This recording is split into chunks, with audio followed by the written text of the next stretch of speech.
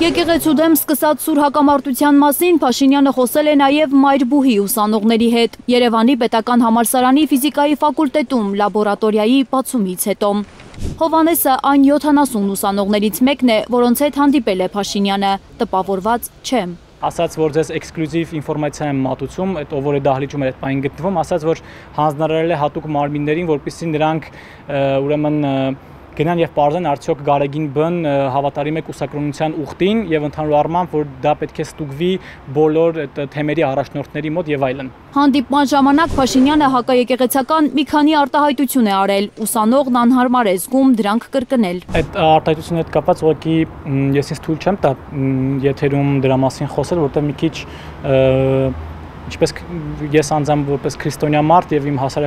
հասարակությունը, իմ ժողովուրդը պետք է ինձ թվում է շատ տհաճ կլինի այդ ամենը լսել, ուղղակի մենք մեր աչքով տեսանք, լսեցինք, ինձ թվում է դա բավական էր։ Մոտ 3 ժամ է տևել երիտասարդների հետ հանդիպումը։ Հովհաննեսը, որ ամենաշատ հարցեր ուղղած ուսանողներից է, վստահեցնում է։ Հանդիպումը նախընտրական քարոզարշավի էր նման, 2026-ը սարերի ետևում չէ։ Հիմնական նպատակը կարծում եմ դա պրոպագանդան քարոզներ, հաշվի առնելով որ հաջորդ տարի 2026 թվականին գալիք խորհրդարանական ընտրություններ են եւ այս իրական Հայաստանի գաղափարը կարծում եմ նրանք դարձրել են լոզունգ եւ այսպիսի հարմար առիթներով փորձում են ինտերպրետացնել հասարակության մեջ։ Հարցրել եմ արդյոք պարոն Փաշինյանը, եթե վերադառնա 2018 թվական, հաշվի առնելով ներկայիս Հայաստանի Հանրապետության իրավիճակը, իր թույլ լեգիտիմությունը, Արցախի կորուստը, հոգեվարականների հետ եղած կոնֆլիկտը, նա միևնույնն է ձեռնամուխ կլիներ հեղափոխությանը, ինչին նա ասաց, որ այո, միանշանակ միևնույնը կաներ ու հիմնականում կարճեց այդ լեգիտիմությունից ու նշեց, որ նա լիովին լեգիտիմ է, քանի որ 2021 թվականին կառավարությունը լուծարելուց հետո նա միևնույնն է վերընտրվել է։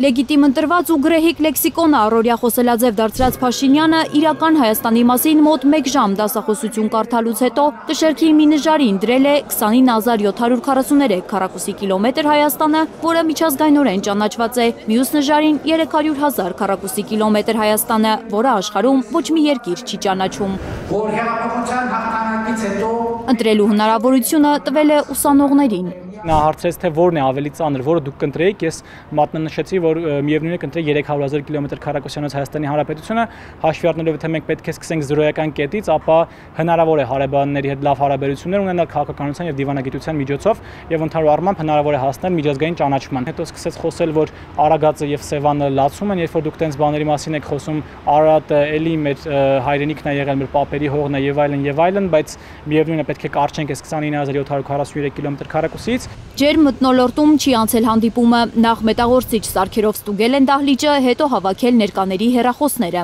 Որպես հայ, որպես քրիստոնյա հայ, ինձ համար շատ ցավալի եւ կարելի ասել զզվելի է ամեն ինչին հետևելի։ Ոչ միայն իրական Հայաստանի գաղափարը քարոզելու ու նախընտրական քարոզարշավի համար է պետական համալսարան հասել վարչապետը, այլև հին հաշիվները մաքրելու, համոզված է Մենուա Սողոմոնյանը։ Ինքը չի կարողացել ավարտել Երևանի պետական համալսարանը 1, Երևանի պետական համալսարանի գիտական խորհուրդը 20 թվականի նոյեմբերի 9-ից հետո իր հրաժարականն է պահանջել եւ ինքը ընդհանուր առմամբ խնդիր ունի համալսարանականների հետ, ուզում է սրանով հաղթահարել, ցույց տալ, որ իր իրական Հայաստան կոչված ցնդաբանությունը Երևանի պետական համալսարանի պալյանների դահլիճում ինքը կարողանում է պրեզենտացիա անել, այսպիսով պրեստիժի քաղաքականություն է ինքը իրականացնում։ Սողոմոնյանը ամոթալի ու ժամանակի անտեղի վատնում է համարում Փաշինյանի հետ հանդիպումը։ Անիմաստ կհամարեի, որ ես ինքս էլ ինչ որ առիթ եթե ստեղծվեր, նրան ինչ որ հարց տայի։ Նրան հարց տալու ժամանակը վաղուց անցել է։ Նրան հարց տալու իմաստ չկա։ Նրան պետք է մեր կյանքից պարզապես հանել։ Ամոթալի է ներկա գտնվել Նիկոլ Փաշինյանի հետ հանդիպմանը, անիմաստ է եւ ամոթալի է, որովհետեւ այդ ներկայությամբ լեգիտիմացնում են նրա այցը Երևանի պետական համալսարան, Մայրբուհ, որին ինքը փախստականների ճամբար է անվանում։ Թե ինչ կոնտեքստում է անվանում, դա արդեն ինձ հետաքրքիր չի, բայց որ Մայրբուհի հասցեին, իրեն թույլ է տալիս այդպիսի արտահայտություններ անել, հայոց եկեղեցու հասցեին արտահայտություններ է անում, այդ փաստը իսկ պետք է նրան դարձներ ռուսերեն այսպիսի խոսք կա, «Не рука пожатный», այսպես ասած, նրա ձեռքը սեղմող պետք է չլինի։ Զայրացած է Երևանի պետական համալսարանի նախկին դասախոսը, ինչպես կարելի է ձեռք պարզել ու ողջունել մի մարդու, որը հայկական սրբավայրերը Չուլան է անվանում, պատերազմ սկսում հայ առաքելական եկեղեցու դեմ։ Նիկոլ Փաշինյանը երբ որ սկսեց այս կոնֆլիկտը, ինքը հասկանում էր, որ դա կարող է եկեղեցու կողմից շատ ակտիվ հակադարձ գործողությունների բերել, ընդհանուր մինչև բանադրանք, իսկ դա այն էր, ինչ որ իրեն անհրաժեշտ էր։ Ողջախոհ է համարում Սողոմոնյանը եկեղեցու մեղմ արձագանքը, կարծում է, որ Մայրաթորի կոշտությունը շատերին կտրամադրեր եկեղեցու դեմ ու կմեծացներ Փաշինյանի համախոհների շրջանակը։ Եկեղեցին գուցե իր արձագանքով, եթե շատ ավելի կոշտ արձագանքեր կամ բանադրեր, մեր ընդդիմադիր մարդկանց եռանդուն հատկապես ընդդիմադիրների համար շատ ավելի